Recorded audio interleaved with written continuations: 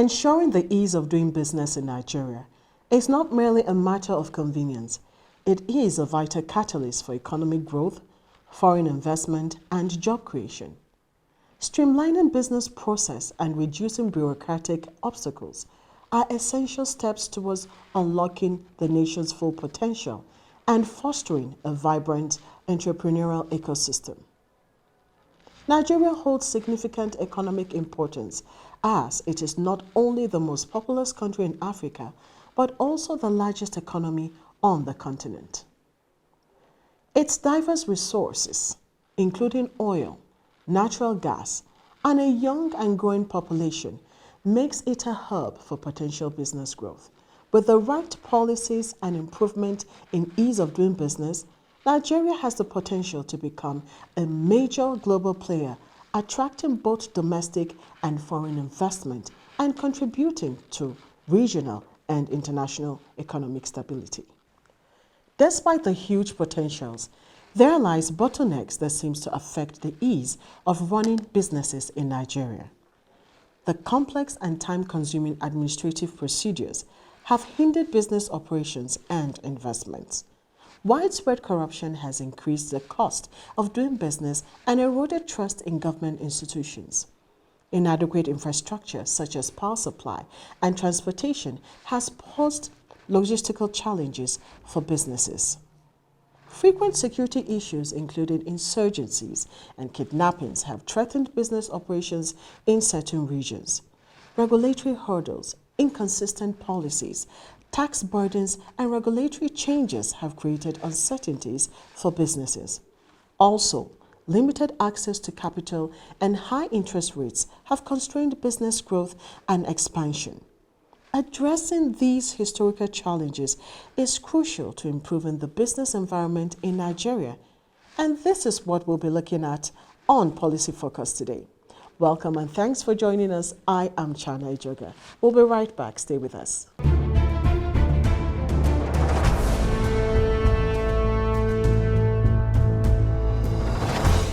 The Ease of Doing Business Reform Program in Nigeria was inaugurated in 2016 with the primary goal of driving economic growth by implementing reforms to make it easier to do business in Nigeria. Some key policy initiatives and reforms under the PEBEC included business registration, construction permits, access to credits, tax reforms, trade across borders, enforcement of contracts, regulatory efficiency, and so on. These reforms were undertaken with the aim of Nigerians ranking in the World Bank Improving Ease of Doing Business Index, thereby making the country a more attractive destination for investments and fostering economic growth. The PEBEC's work demonstrates Nigeria's commitment to creating a more business-friendly environment and enhancing its competitiveness on the global stage.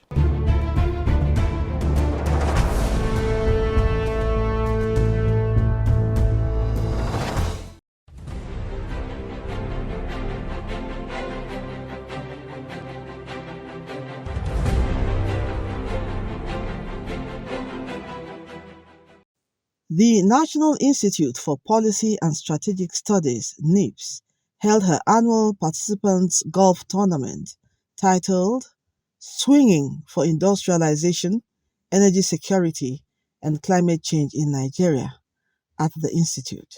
Present at the event was the Director of Studies, Professor Fumilayo Paramalam, who represented the Director General of the National Institute, the representative of the President of the Nigeria Golf Federation, Teju Silmen, the Chairman Organizing Committee, Air Vice Marshal David Solomon, and the Golf Club Captain Dr. Musa Umar Emenai.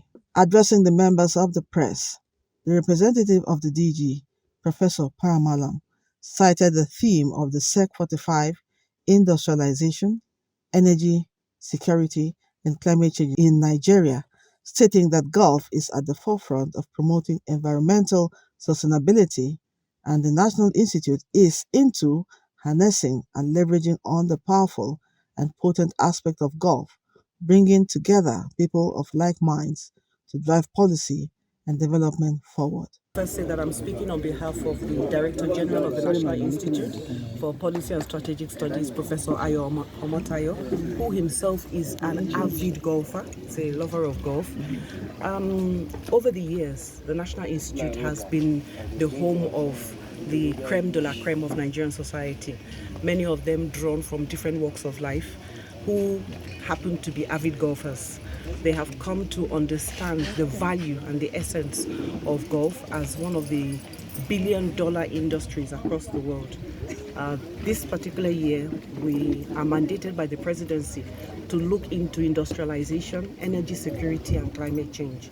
And as you well know, golf is very much at the forefront around the world in terms of environmental sustainability. You just take a cursory look around the globe and you see how golfers maintain green spaces. It's an integral part of golfing.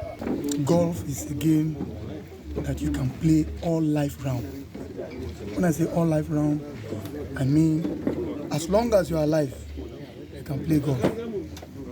Unlike other sports that are quick energy sapping, golf is a game that you can play at your old age. That is one. Two, golf, like my DG rep said, it covers a whole lot of, space. When you talk about industrialization, you look at the materials or the clubs we use, the equipment we use.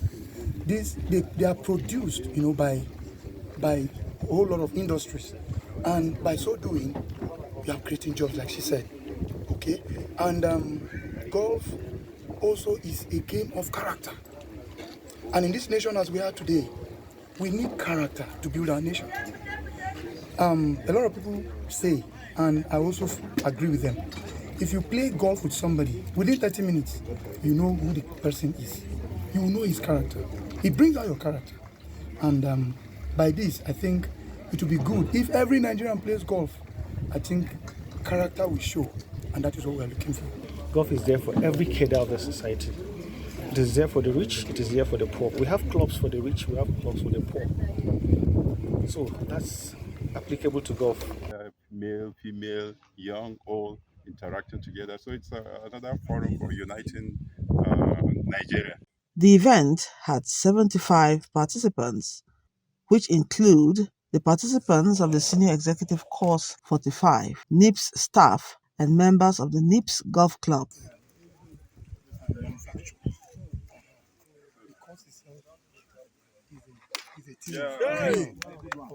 Lydia Odijochi, NIPSS Policy TV.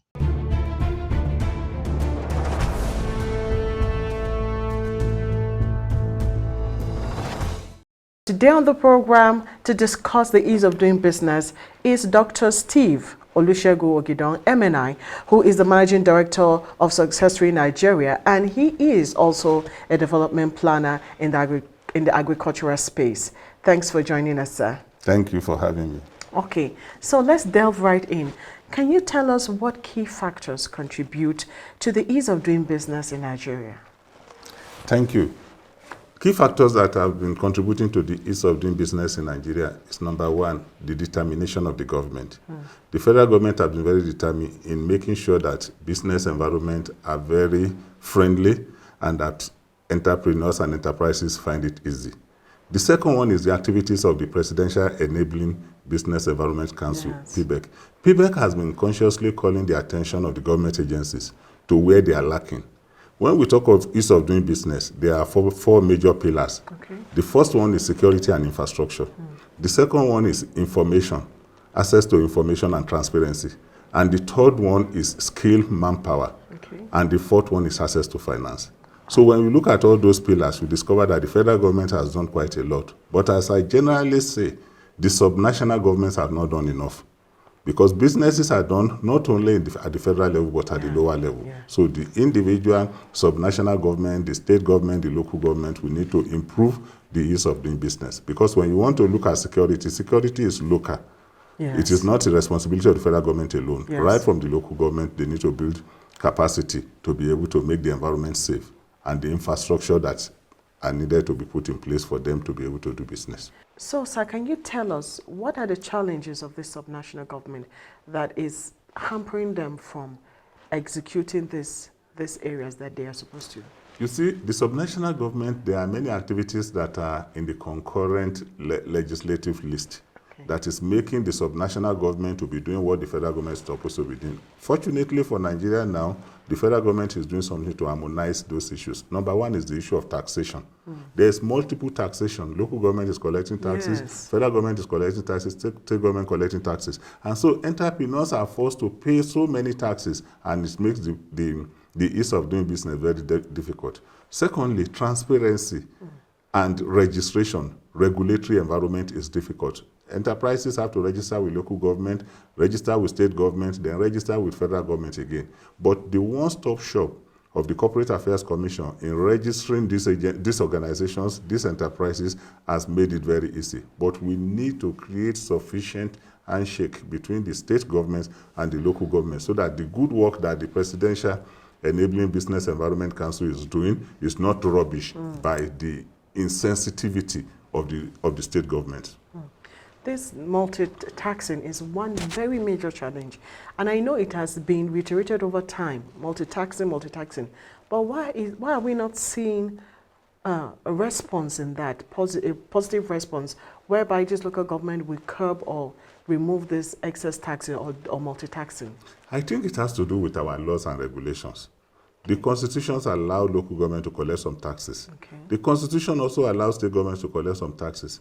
But again, in a situation where the local government are becoming hindrances to the ease of doing business at the subnational level, then the federal government will need to call them to order. I will give you a specific example.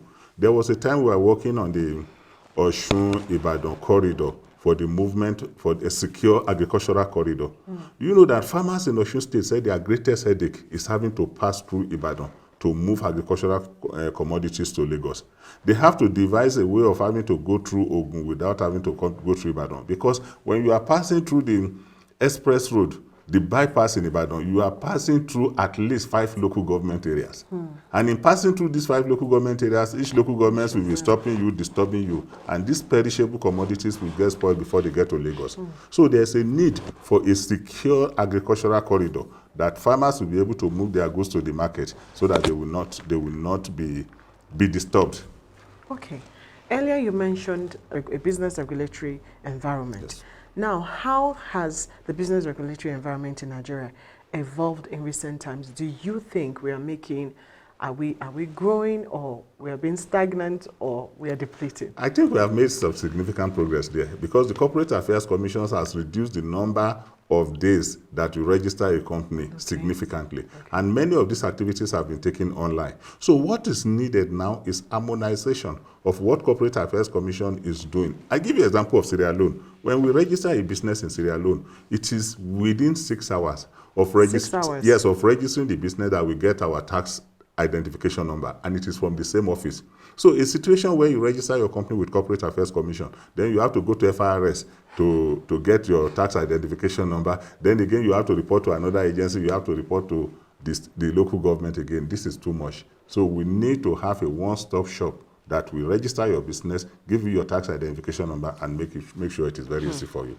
So what initiatives has the Nigerian government taken to improve this ease of doing business? I know you've mentioned it before, but sometimes it just seems like a cliche. Can you really tell us in Quite detail? a number of things have been put in place. Number one is this idea of Corporate Affairs Commission registering the businesses in speed up the process of registration. Number two is reducing the cost of registration. The cost of registration has been significantly reduced. Then the taxation again. Enterprises that has a particular threshold, they have been encouraged, they have been removed from the tax net, and they've been encouraged to do their business very well. Apart from that, government is doing a lot in security. Security and infrastructures are critical, but federal government cannot do it alone. A major challenge of infrastructure is electricity. As an entrepreneur, you are not a power company. Generating your electricity is additional cost to you. Diesel is 1,200, 1,300 per liter in Abuja. There is nobody that will be buying diesel at 1,300 to run a factory and be sustainable. The next one is security. Security is a major infrastructure, and this is only what government alone can do. Last night we were discussing with a farmer, And he was saying that there is no way the produce from the farm can pay for the cost of security. The agro rangers from the Nigerian Security and Civil Defense Corps will need to work more. And state government will need to employ youth, the civilian JTF, to be able to protect the farmland. Going to farm is not the problem. Coming back from farm is the problem. And we have instances where in some local government, farmers are paying royalties to bandits so that they can harvest their crops. So all these things will need to be removed. If we do this very well, then we'll be able to do, the business environment will be attractive enough for entrepreneurs to come into the country and do business. Okay, the police has been talking about state policing, and then we have vigilantes in local communities. How effective have these been? Because if farmers are still complaining, is it that we have these people conniving with the bandits, or what's really the problem in that sector or in that area? I will not take it as a matter of conniving with the bandits. I will take it as what you measure is what they will do. What you inspect is what they will repeat. You need to encourage them. Federal government cannot do it. Federal government is too far away from the locality. We need state police. We need community police. Take example of what the governor of Katsina State is doing. It was giving an example that a local government in Katsina that has more than 180 villages has 50 policemen. How can 50 policemen police 180 villages? So in that local government, the governor has employed more than 2,000 youths and paying them to be able to protect their community. We need state police, we need community policing, we need vigilantes to be able to take care of their community, and they need to be trained in such a way that they will collaborate with the regular police to get it done. It is not the work of the federal government. It is the work of the communities. It is the work of the state government, and it is the work of the local government. Are these local communities really aware that this is their responsibilities, or they just keep thinking that, oh, we're waiting for the government should handle this for us? I think they are aware. It's just they are not empowered. Okay. Awareness is different from empowerment. If I'm aware of my responsibility and there's no empowerment for me to do it, security vote is there. State government should be able to give Meangwa, the traditional rulers, money to be able to gather information about the communities. And then they should be able to encourage them to do. Let me give you an example. There was a time we were doing a study along Kano-Kura Rice Corridor, and we were looking again at soya in Kaya. The villagers told us that the major problem they had was armed robbers on the road during market days. And what they did was to empower the youths and to occupy the space where the armed robbers would be, so that when they see the youth there, they will run away. And so they have their vigilante group throughout their community. When we asked them, how are you paying those youth? They said for every bag of soya beans that they sold in the market, they charge 100 naira. And from that money, that is local insurance they have introduced into the community. So the communities need money, they need empowerment. State government need to train them, like what is happening in Bono, like what is happening in Yobe, like what is happening in Katsina now. If we do it very well, the bandits will run away. Banditry has always been there, but it is because there is no structured confrontation, awareness by the communities to be able to drive them off. Are there specific sectors in Nigeria that have seen notable improvements in their business ease? Yes, it cut across all sectors, but when you look at the sectors that are very attractive to investors, you see the medical sector, health sectors, more pharmacies are coming in, restaurants are coming up, small businesses are coming up, the buying and selling in the community. Except in states like Kaduna, where the small enterprises have been driven down off the markets because of the critical infrastructures that they are doing. All the states are doing well in empowering small enterprises to be able to do well. And if we continue like this, we'll be able to get more people out of the unemployment market. Government cannot employ everybody. Those enterprises, those small businesses will be able to employ people, and then we'll be able to contribute to national growth. So with these businesses thriving, and they're coming up, how do you think foreign investors perceive the ease of doing business in Nigeria compared to other African countries? You see, foreign investors perceived our business environment in two ways. One, cautious optimism, and then they are afraid. A major thing that can make foreign investors want to come to Nigeria is, number one, what is commercial justice? Do we have commercial justice? If I disagree with you, can we get judgment in the court as quickly as possible? I know the judicial reform is already addressing that. If there's no commercial justice, forget about foreign investors. When investors come in, the question they will ask, if we disagree, how do we resolve it? Do we have sufficient arbitration clauses to help us to resolve it? Secondly, when I invest in your company, how easy is it for me to move out my money if I want to move it? That is a major issue. The central bank will need to do a lot. We know how many millions of dollars that the airlines have in Nigeria that they cannot move out. And that is why in Africa today, Nigerians are paying the highest flight cost. Because we are not only paying for the cost, we are paying for the unexpected devaluation of the naira that may affect the money when they want to move their money. Wow. And you see, economy grows when there is ease of movement of money between locations, yes. Liquidity. Yes. That's a very sensitive area, and I think we would delve into that in another program. But then when you talk about liquidity, that's one major issue in Nigeria. You know, with the trend of we wanting to go cashless, it seems to be hampering a lot of things, especially in the area of business. Can you throw more light in that? It's not the liquidity that is hampering the cashless economy. Okay. It is absence of critical infrastructure in IT. Okay. Let us tell ourselves the truth. Majority of our IT experts, they have they've left the country. The banks are suffering now. And two, because those IT experts are not there to be able to improve the robustness and the capacity of the IT infrastructure to take the traffic, the people have no confidence in online transaction. So if our IT infrastructure in the banks increases, people will believe in the infrastructure and they will use the cashless economy. Beyond liquidity, how easy is it to transfer money from one country to the other? Money leaving Nigeria is difficult now. You see, when the economy is doing better, it means the movement of money is easy. When the economy is not doing better, movement of money is hampered. We need to do something more to make sure that people can move money. They can transact business without going through the black channel. From between Ghana and Nigeria, between Cotonou and Nigeria, between Cameroon and Nigeria. If we do all those things, it makes our businesses to be better. Okay. So let me ask, what challenges still exist for businesses operating in Nigeria, and how are they being addressed? I know you talked a little about it, but... You see, some of these challenges has to do with transparency. There's a lot of corruption among regulators. The regulators will tell you the money you are supposed to pay to FRS, they will say, pay us a little, then we will cover you, then tomorrow they come again and harass you. We need to harmonize the taxation. We need to encourage the regulators to be patriotic in the way they treat enterprises. Entrepreneurs are not the enemies of the economy. There are so many regulations that you need to comply with, which makes enterprises not to do better. Then the responsibility of government, the critical infrastructure, the roads. Let me give you another example. When you look at the containers coming into Nigeria, I was reading a report, 80% of these containers leave Nigeria empty.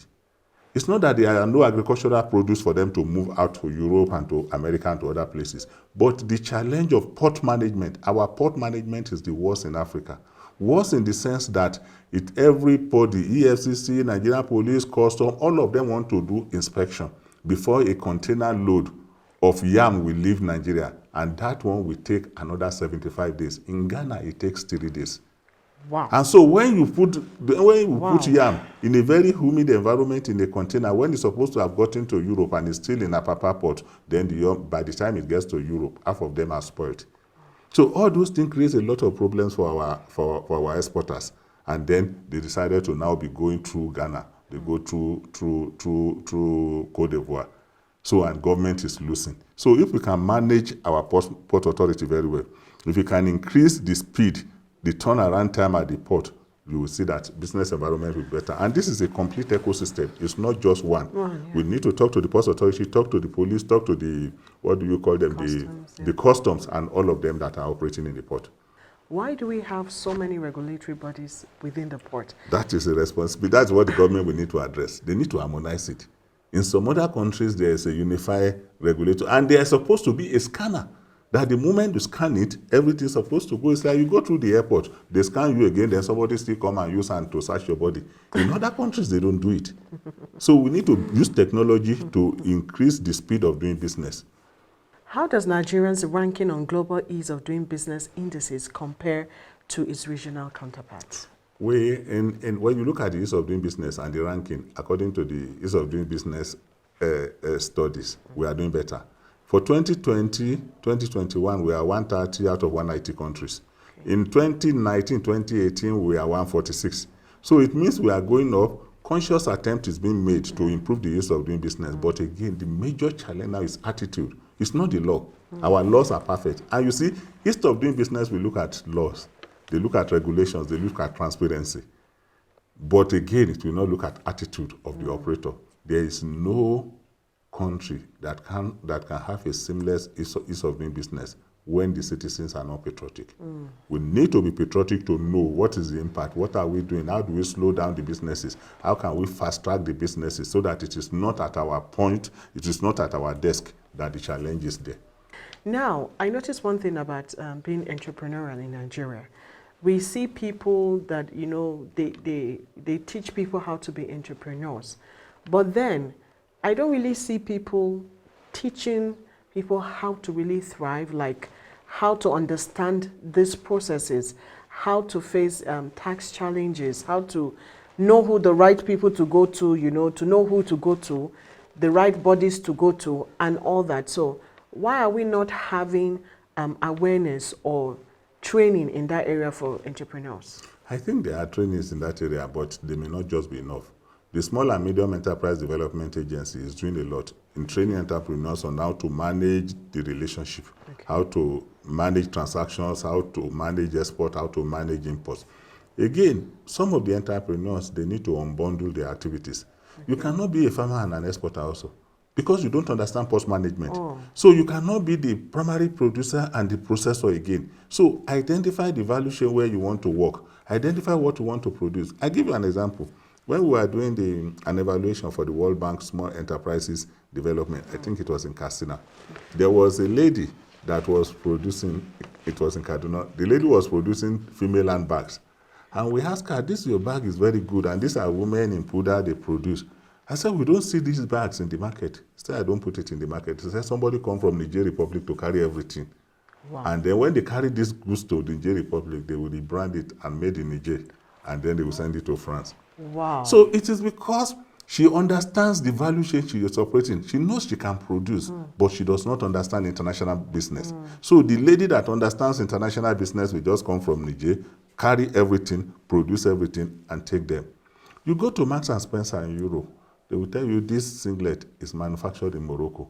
You go to Morocco, you will not see the Marks and Spencer singlet there. Everything is for European market.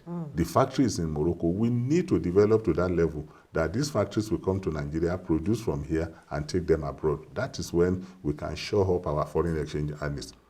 And they will only come if our regulatory environment is better, our transparency is better, our regulators don't frustrate them. Okay. Are there specific legal or bureaucratic hurdles that businesses commonly face in Nigeria? There are, but the Presidential Enabling Business Council has actually addressed them. One of them is regulation.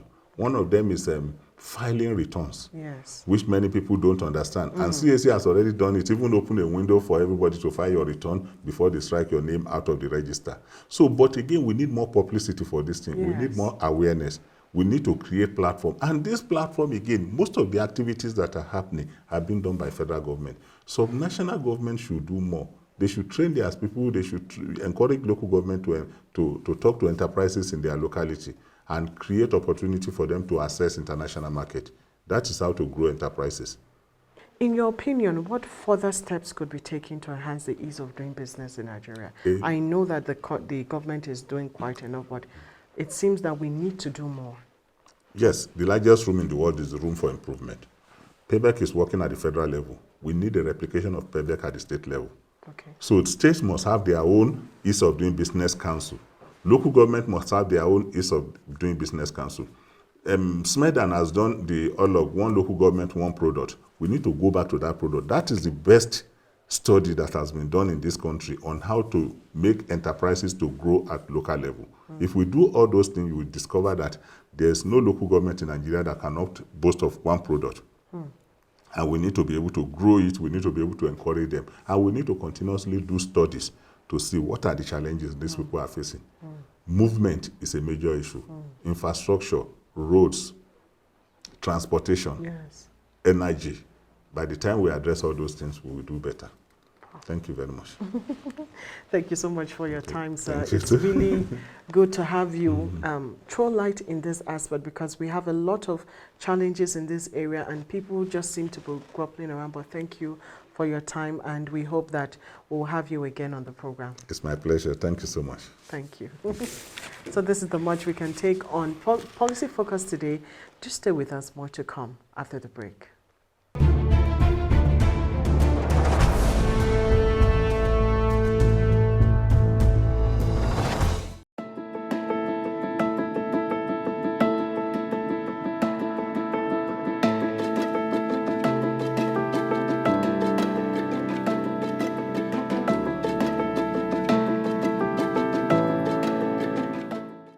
They should reduce the price of the cost of fuel. That's the major one. If they can reduce the cost of fuel to even 300, 350, at least the small medium scales can go up. 30-something thousand, palm oil 30-something thousand, rice bag, Nigeria rice 40-something thousand, on stone on ma is about 80-something thousand. We don't know what is going on for Nigeria. Issue of a small-scale business is very important, and people need to be encouraged. Government can find a way of giving to, providing people with small, money. I think that one can encourage people. Any small-scale business, you can provide them with like 50,000, 100,000. It can go a long way. It can make the people to have something to do for themselves, because government cannot provide job for everybody.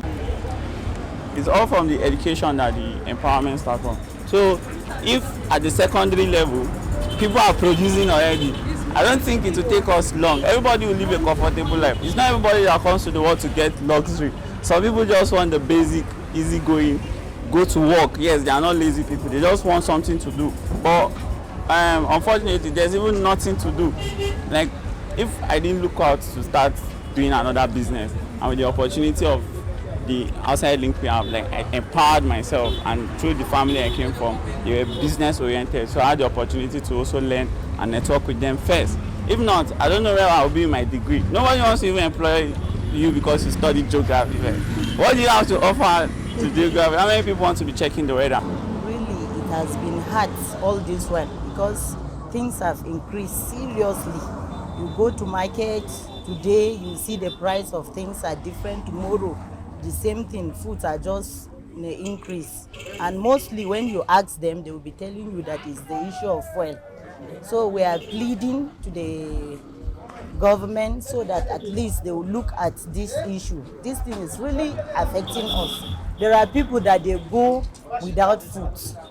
Some go to bed without food because of this increase in prices of foods that we are facing. Okay, now. The advice I will give the government is that they should look into all these problems. Most of, like people like us, we finish school since, but there is no employment. There are many people on ground that they don't have what to do. They are just walking on the streets.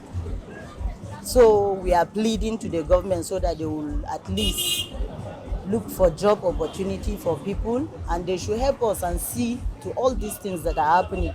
If they will look at all these things and help us due to the increase of this fuel issue and bring it down, at least it will reduce some of the things that are high. Agriculture, and even these people just leaving school now. If government should create a platform whereby they can secure loan to start farming business. There's so much they can do. Government need to put machinery in place to monitor all its policies, not only in terms of food security. All government policy must be monitored so that the beneficiary will benefit from those policies. If not so, there are people that are ready in whatever capacity to curtail government effort.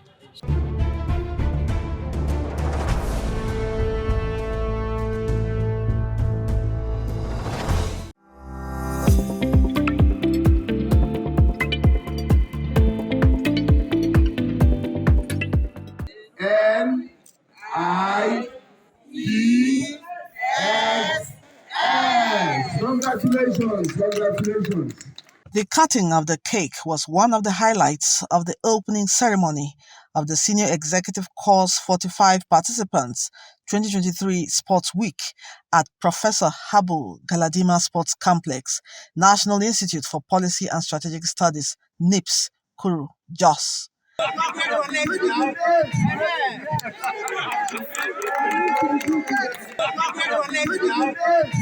The Director General, NIPSS, management team, directing staff, and some members of staff were at the venue with participants already prepped up for the endurance walk.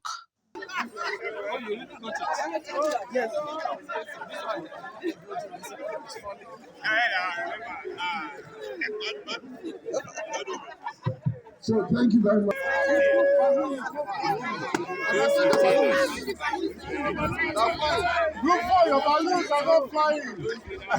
Declaring the Sports Week open, the Honorable Commissioner, Ministry for Youth and Sports Development, Honorable Bashir Lawandi Dati, emphasized the importance of sporting activity to a healthy lifestyle.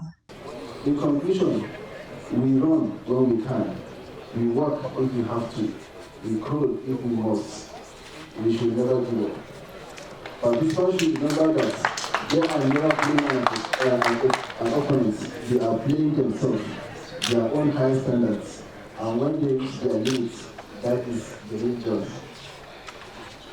Therefore, I urge all participants of SEC 45 new school to engage their stay in Plateau State, the home of peace and tourism, and the cold like Europe weather, which is a contributing factor to the good health.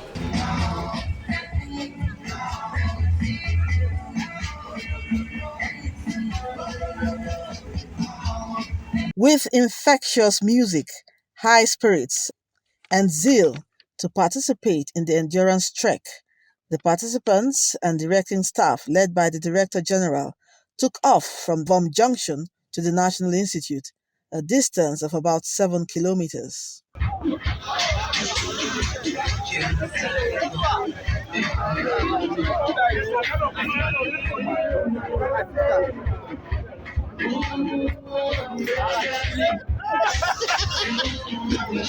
That's your brother.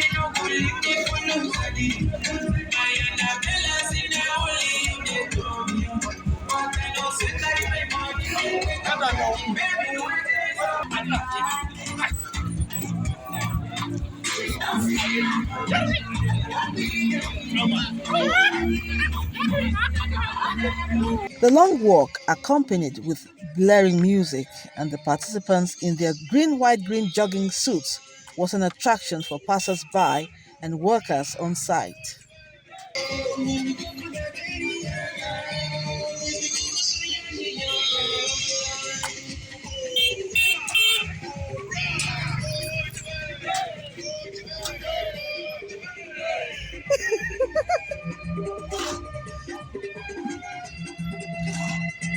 Walking for 7 kilometers is truly a test of physical strength, endurance, and fitness. Thanks to the daily physical exercise participants engage in, there was no stopping them, including the DG, who walked gallantly and non-stop to the gates of the Institute and to the starting point. And that is the DG of the National Institute for Policy and Strategic Studies, finally making his way to the Institute. He has completed a 7-kilometer walk from Anguldi to the National Institute. You're gone, yes.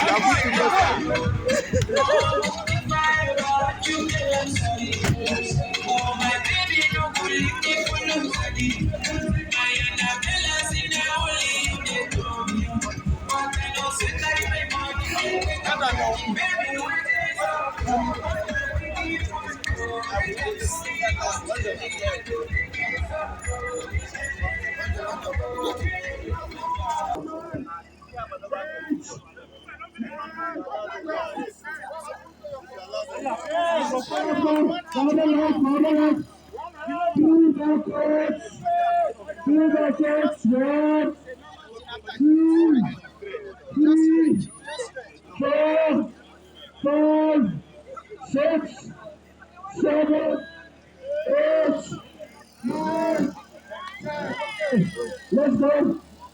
Okay. Next. All right. This way. Go. 1, 2, 3, go. Now pull up, pull up, pull up, pull up, pull up. Pull up, pull up, pull up.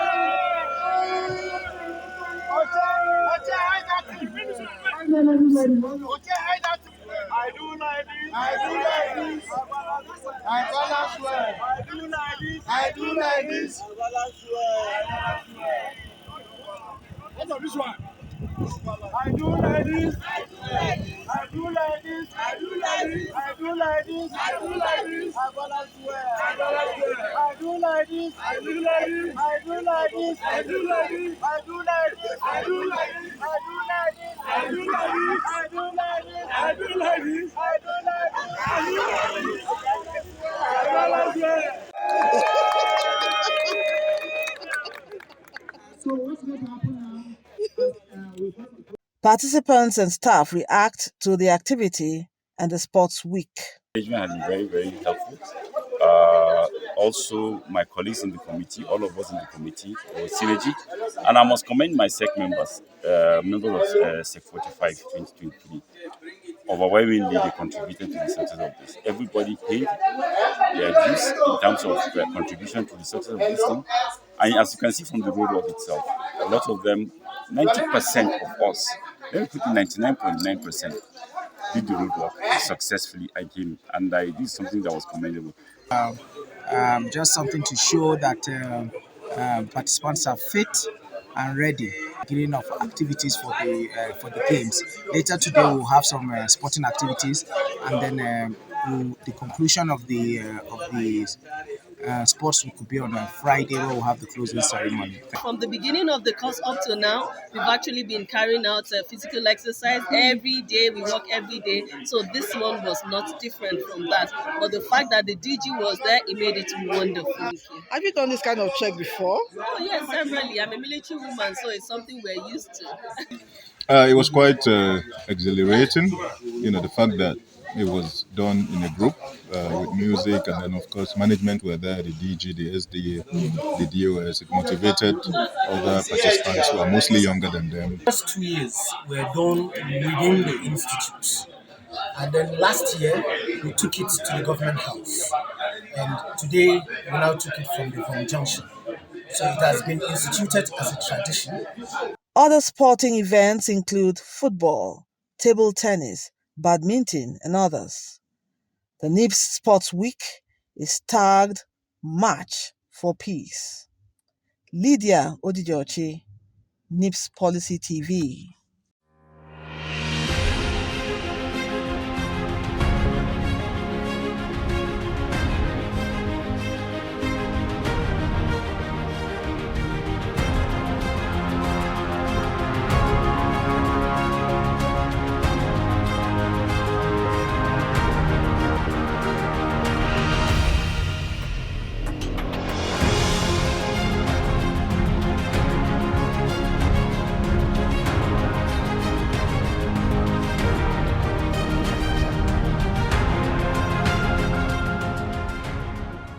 Hello, welcome to Alumni Chat. I am Chana Ejoga.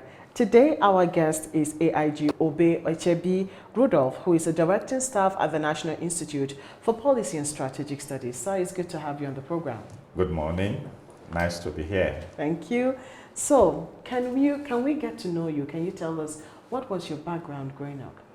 Great. Thank you very much. I grew up with a very strict father in a very local village. And the main occupation there is farming. And my father I can rightly say was a strict disciplinarian, in the sense that before going to school in the morning, you even have to do some activities, course on the farm. To the village and the community, that was strange because the school starts around 7, 8 in the morning. And so what amount of work can a young man do before going to school on a day like that? But my father is strict in the sense that he expects that we should be up and doing. So very early in the morning, say between 5 and 6 in the morning, he wakes us up and you have your portion of the job that you must do before the day starts. I ran through the primary school, by his grace, Wesley Primary School, and everything was normal to me. I grew up as a normal child. Thereafter, I had an elder brother that was a DO, then district officer, working in Boko, local government area of Benue State. And I had to join him after my primary school, where I proceeded to the secondary school, Government College Castinala. Castinala is just about less than 100 kilometers to Boko. But I need to mention quickly what informed my decision in some of the choices I made. My elder brother, that happened to be a PAMSEC at that time with the Benue State government, later left the service, Benue State service, and was transferred his service to the federal government. And it was then in Lagos, and he joined the Nigerian Police, Ministry of Police Affairs at that time. While he was there, I was doing my degree program in University of Jos. I finished with the first, after my first degree, I was posted again to Lagos for my NYSC. It was just coincidental, and I still stayed with him. And while I was there doing my NYSC, he suggested to me, come, we don't have anybody in the military or in the force like that. Won't you enlist with the police? I said, no, police is not my first choice. In fact, while I was at the University of Jos, I had interest in military. And so I enlisted, I joined this man of war club, and we were very active. My dream then was to join the Nigerian Air Force. While I was there, in fact, I even wrote to the Air Force that I was interested in enlisting in the Air Force. And they responded. I said, oh, great. You're already in for a degree program. After your degree program, you can maybe reapply for a short service, direct short service program. That was not to be. Won't you get into the police? Because I am working with them, and I think we need somebody like that. And in the Nigerian context, no matter what you know, if you don't have anybody in the police, in the military, it's like even your rights can be trampled upon. Yes. And my family being a very large family, which I didn't quite expatiate when I started, we needed somebody in the military. By the way, let me quickly go back and explain. I'm from the large family. My father is a polygamous home. He had, as at the time I was born into the family, I know my father had 4 wives. Wow. He is a local, chief. In fact, he's a chief in the sense that a customary chief judge. Wow. A customary judge, but they call him chief. And because of that, he had that aura of having people around him. I had 4 wives, and I happened to be a son to the second wife. Wow. And that was how I got into them. And that informed his being very strict, so that all the children, because we were so many, the family is quite large. As we speak, we are about 50 that are alive, directly from my father. How has your experience here at the National Institute affected or impacted on your person and on your career?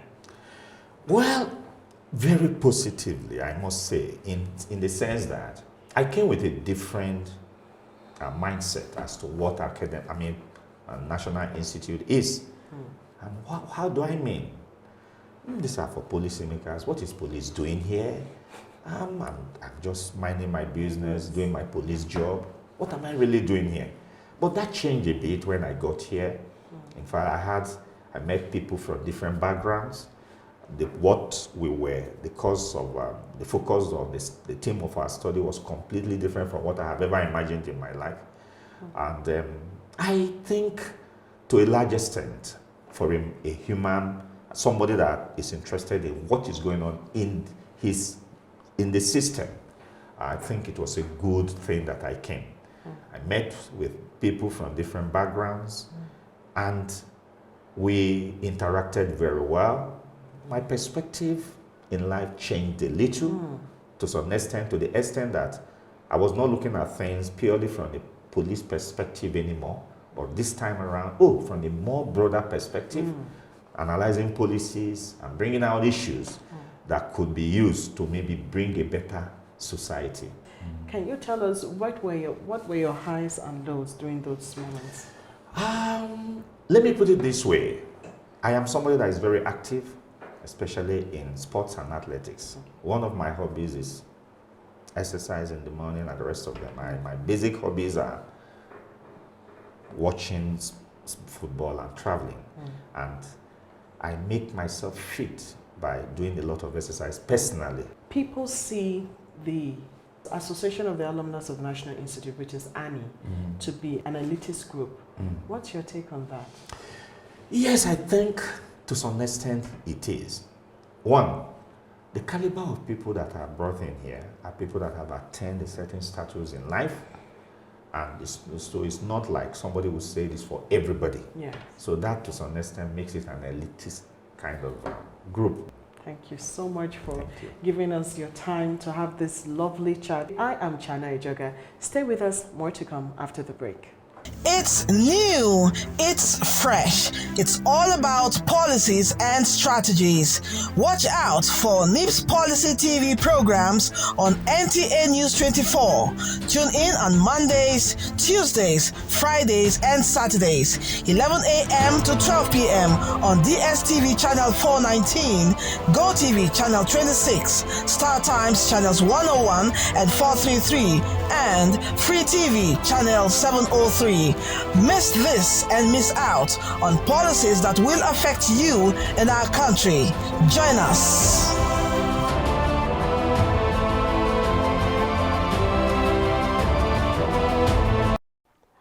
In a rapidly changing global economy, the ease of doing business in Nigeria is not just a matter of convenience. It is a strategic imperative.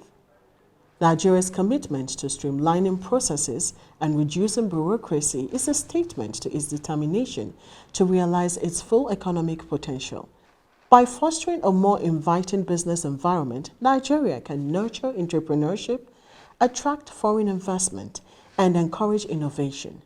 This, in turn, leads to economic diversification, job creation, and poverty reduction. As the nation embarks on its journey towards greater ease of doing business, it holds the promise of a brighter and more prosperous future for its people and a competitive position on the global stage. This is the much we can take on Policy Focus today. Thanks for watching. Till I come your way next time, I am Chana Ijoga. Bye for now.